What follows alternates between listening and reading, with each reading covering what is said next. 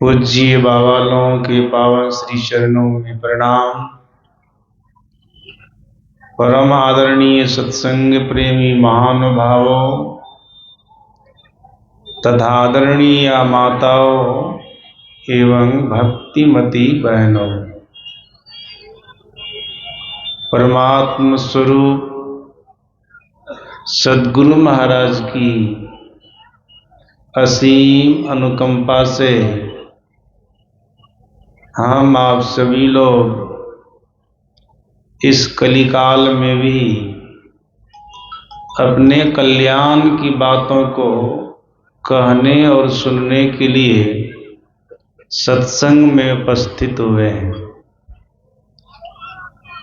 जिस सत्संग में हम आप हैं यह संत मत का सत्संग है। संत मत सत्संग के द्वारा ज्ञान योग युक्त ईश्वर भक्ति का प्रचार प्रसार होता है और संत मत सत्संग का अपना खास नियम है। कहीं भी और किसी भी अवसर पर होता है तो स्तुति प्रार्थना या स्तुति विनती के बाद सद्ग्रंथ से पाठ होता है।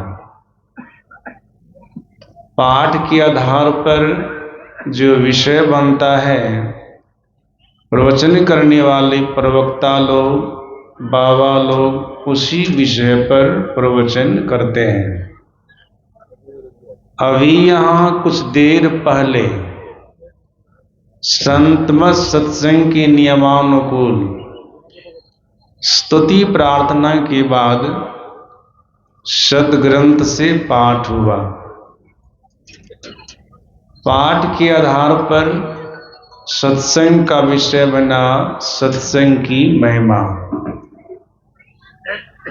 हम लोग पाठ में सुन रहे थे, वेद भगवान कह रहे थे ईश्वर परमात्मा को पाने के लिए व्यक्ति को सत्संग तप करना होगा। जब तक सत्संग तप नहीं करेगा तब तक ईश्वर परमात्मा की प्राप्ति नहीं होगी। कारण सत्संग तप से हृदय की पवित्रता होती है। वैसे धर्म ग्रंथ के माध्यम से महापुरुषों ने बहुत प्रकार के तपों का वर्णन किया है, लेकिन धर्म ग्रंथ का अध्ययन करने पर पता चलता है उन तपों से हृदय की शुद्धता पवित्रता नहीं होती है। उन तपों को करने पर हृदय में विकार भरा ही रहता है। अविकारी हृदय वाले को प्रभु का दर्शन नहीं होता है। हाँ, जो कोई सत्संग तप किया है उनका हृदय पवित्र हुआ है, उनको ब्रह्म का दर्शन हुआ है, परमात्मा का दर्शन हुआ है। आप कहेंगे ऐसा कोई है कहने लायक जो सत्संग तब किया, हृदय पवित्र हुआ तो उनको ब्रह्म की प्राप्ति हो गई? तो आप सभी लोग जानते हैं सत्संग के माध्यम से रत्नाकर एक नंबर के डाकू थे, हत्यारे थे। नारद जैसे महान संत का संग किया, सत्संग किया तो उनका हृदय पवित्र हो गया। बाहर में भी राम का दर्शन किया, अपने भीतर में भी राम का दर्शन किया, प्रकृति के अनुप्रमाणों में ब्रह्म का दर्शन किया। एक नंबर के डाकू हत्यारे ये रत्नाकर वाल्मीकि का लाए। फिर अग्निवाल के लिए आप लोग जानते हैं, ये भी एक नंबर की हत्यारे थे। बहुतों को मारा था, उनकी उंगली काट करके माला बना करके पहने थे। लेकिन भगवान बुद्ध जैसे महान संत का संग हुआ, सत्संग प्राप्त हुआ, वो भी अहिंसक भिक्षु हो गए, हिंसक से अहिंसक हो गए। वो भी ईश्वर परमात्मा को प्रकृति के अनुप्रमाणों में देखा, सब जग देखा, ईश्वर परमात्मा को पाया। सज्जना, इसी प्रकार से आप लोग आम्रपाली वेश्या के लिए देखिए, जामिनी के लिए देखिए, इतिहास को पढ़ेंगे, पुराण को पढ़ेंगे तो इस बात का पता चलेगा। और आप कहेंगे ऐसे भी लोगों का नाम सुना दीजिए जो बाहरी बहुत प्रकार के तप किए तब भी उनका हृदय शुद्ध नहीं हुआ। तो आप लोग जानते हैं हिरण्यकश्यप हुए, हिरण्याक्ष है, जो सतयुग में हुए, कठोर तप किया, तब भी भगवान नारायण से और उनके भक्त से विरोध करता रहा, हृदय में विकार भरा रहा। वृखासुर का नाम आप लोग जानते हैं, कठोर तप किया, भगवान शंकर का सगुण रूप का दर्शन भी हुआ, वरदान भी प्राप्त हुआ, लेकिन तब भी हृदय शुद्ध नहीं हुआ। जिस भगवान शंकर से वरदान पाया उसी भगवान शंकर को जलाना चाहा, भगवान नारायण उसी को जला दिए, उसी को खत्म कर दिए, विकार भरा ही रहा। उसी प्रकार से आप धर्म ग्रंथ में पढ़िए, कंडू ऋषि का प्रसंग, सौभरी ऋषि का प्रसंग, मार्कंडेय पुराण में पढ़े गए एक ऋषि हो गए जो धरती के भीतर तप करते थे। ये लोगों के प्रसंग को पढ़िए सज्जनों, आपको पता चलेगा ये सब तप करके बहुत सामर्थ्य प्राप्त किया।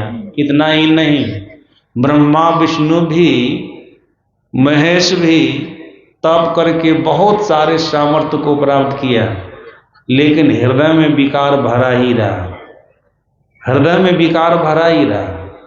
थोड़े समय में सभी का प्रसंग सुनाना असंभव है, ऐसे थोड़ा दिग्दर्शन करा दिया। सज्जना, बाहरी तप करने से हृदय शुद्ध नहीं होता, हृदय पवित्र नहीं होता है। हाँ, अगर कोई सत्संग तप करे तो उनका हृदय शुद्ध होगा, उनका हृदय पवित्र होगा, तब उनको ब्रह्म का दर्शन होगा, ईश्वर का दर्शन होगा। तब आप कह सकते हैं ब्रह्म दर्शन की आवश्यकता क्या है, ईश्वर दर्शन की आवश्यकता क्या है। याद रखिएगा आप सभी लोग, ब्रह्म का दर्शन कर लीजिएगा, ईश्वर का दर्शन कर लीजिएगा ना, तो आप वही हो जाइएगा, मतलब ईश्वर ही हो जाइएगा, परमात्मा ही हो जाइएगा। जैसा कि गोस्वामी तुलसीदास जी महाराज ने कहा, जानत तुम ही होई जाए। आप परमात्मा को जान लीजिएगा, उनका दर्शन कर लीजिएगा तो परमात्मा हो जाइएगा। सज्जन, आप कहेंगे परमात्मा हो गए तो क्या हो जाएगा? याद रखिएगा, परमात्मा जो है ना, वो जन्म मरण के चक्र से छूटे हुए महापुरुष है। उनके जीवन में न सुख आता, उनके जीवन में न दुख आता है। वो जन्म मरण के चक्र से छूटे हुए हैं, सुख दुख से छूटे हुए हैं। आप भी जन्म मरण के चक्र से छूट जाइएगा, सुख दुख से छूट जाइएगा, आपको शाश्वत और सनातन सुख की प्राप्ति हो जाएगी। इतना ही नहीं, यमराज ने नचिकेता को कहा था, ईश्वर परमात्मा को पाने वाला जीवात्मा दोबारा शरीर भाव को प्राप्त नहीं होता है, मतलब उसका जन्म नहीं होता है। यही चेद सकत बौद्धम प्राक शरीरस्य विसृषा ततः सर्गेषु लोकेषु शरीरत्वाय कल्पते। वो दोबारा शरीर भाव को प्राप्त नहीं होता है, मतलब जन्म नहीं होता है। जब जन्म नहीं होगा तो मरण भी नहीं होगा। और पाठ में सुन रहे थे, ऋषि बता रहे थे, विद्यते हृदय ग्रंथे सिद्ध्यन्ते सर्व संशयाः क्षीयन्ते चास्य कर्माणि तस्मिन् दृष्टे परावरे। ऋषि कह रहे थे जो परे से परे तत्व को अर्थात परमात्मा को जान लेता है, उनके हृदय पर से जड़ चेतन की ग्रंथि खुल जाती है, उनके हृदय के सारे संशयों का निवारण हो जाता है और उनका कर्म बंधन खत्म हो जाता है, ऐसा ऋषि कह रहे थे। इसलिए ईश्वर परमात्मा को जानना बहुत जरूरी है, उनको प्राप्त करना बहुत जरूरी है। लेकिन ईश्वर परमात्मा को वही जान सकता, वही प्राप्त कर सकता जिसका हृदय शुद्ध हो। जिसका हृदय पवित्र हो। हृदय किसका पवित्र होगा? जो सत्संग करेगा। वेद भगवान कह रहे थे, पवित्रम ते विततम ब्रह्मणस्पते प्रभुर्गात्राणि परेक विश्वता अतप्त तनुर्न तदामो स्नुते श्रितास ईद्वह्रीं तत्तत् समासता। वेद भगवान कह रहे थे, सत्संग तब करेंगे तो हृदय शुद्ध होगा और तब आपको ब्रह्म की प्राप्ति होगी। और याद रखिएगा, केवल सत्संग में आ जाने से सत्संग तब नहीं होगा। हाँ, सत्संग में आते जाते रहिएगा, घर में भी सत्संग करते रहिएगा तो सत्संग तप है। लेकिन केवल इसी को तप नहीं कहते, इसमें रहस्य छिपा हुआ है। उस रहस्य को भी आपको जानना पड़ेगा, उसका भी पालन आपको करना पड़ेगा। तब पूरा पूरा सत्संग तप होगा और आपका हृदय शुद्ध होगा, आपको ब्रह्म की प्राप्ति होगी। तो आप कहेंगे पूरा पूरा कैसे जानेंगे? तो सुन रहे थे ना पाठ में, वेद भगवान कह रहे थे सत्संग तप के अंदर इतनी चीजें हैं। क्या क्या है? ब्रह्मचर्य का पालन, स्त्री हो या पुरुष ब्रह्मचर्य का पालन करना होगा।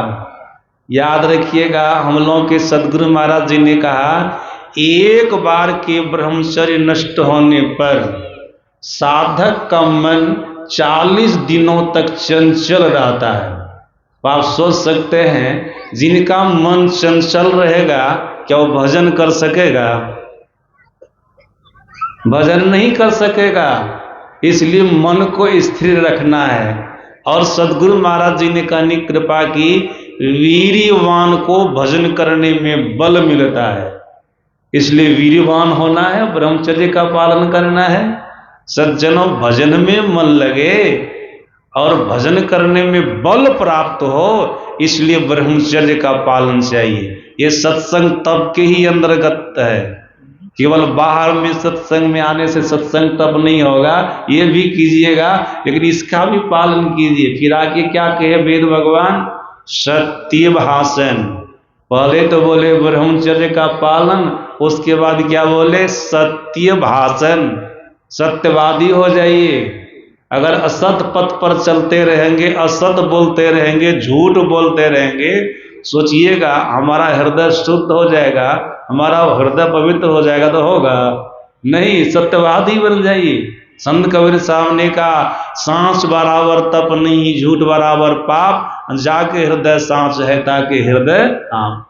अगर आपका हृदय सांस हो जाएगा ना, तो आपको आपकी प्राप्ति हो जाएगी, मतलब परमात्मा की प्राप्ति हो जाएगी।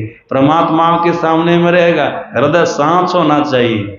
ब्रह्मचर्य का पालन, सत्य भाषण। आगे क्या कहा? दम का साधन। दम का साधन का मतलब क्या होता है? दृष्टियोग का साधन। जो संत मत की तीसरी साधना है, नवधा भक्ति की छठी भक्ति है, दम का साधन। दम का साधन करने से इंद्रियां वश में होती है। साधक के भीतर से अंधकार जाता है, भीतर में प्रकाश आता है, इसलिए दम का भी साधन चाहिए। सज्जनों, फिर आगे कहते श्रम का साधन। श्रम का साधन करने से समता की प्राप्ति होती है, मन वश में होता है, आत्मदृष्टि की प्राप्ति होती है, अपनी पहचान होती है, परमात्मा की पहचान होती है। साधक को जितेंद्रिय हो जाना चाहिए इन साधनों को करके। फिर ये बाहरी वाला सत्संग करते रहिए, सत्पथ पर चलने की प्रेरणा मिलती रहेगी। सज्जनों, अच्छे आचरण में रहने की प्रेरणा मिलती रहेगी, आपके अच्छे संस्कार का निर्माण होगा, आपको सद्बुद्धि की प्राप्ति होगी। इस सत्संग को भी करते रहिए। अगर ऐसा करते रह गए, याद रखिएगा, आपका हृदय शुद्ध हो जाएगा, आपका हृदय पवित्र हो जाएगा, आपको ब्रह्म का दर्शन हो जाएगा। भगवान श्री राम ने कहा, निर्मल मन जन सो मोहि पावा, मोहि कपट छल छिद्र न भावा।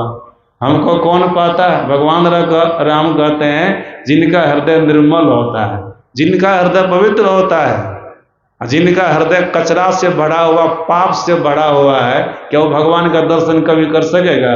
कभी नहीं कर सकेगा। सज्जना, हृदय को निर्मल बनाना है, पवित्र बनाना है, इसके लिए सत्संग तप करना है। मोट में सुन लीजिए, सत्संग तप में बाहरी सत्संग कीजिए और आंतरिक सत्संग कीजिए। हम लोगों के सदगुरु महाराज जी ने कहा सत्संग दो प्रकार के होते हैं, धर्म कथा बाहर सत्संगा, अंतर सत्संग ध्यान अभंगा। बाहरी सत्संग कीजिए, आंतरिक सत्संग कीजिए, आपका हृदय पवित्र होगा, शुद्ध होगा, आपको ब्रह्म का दर्शन होगा, आप जन्म मरण के चक्र से छूटेंगे। श्री सद्गुरु महाराज।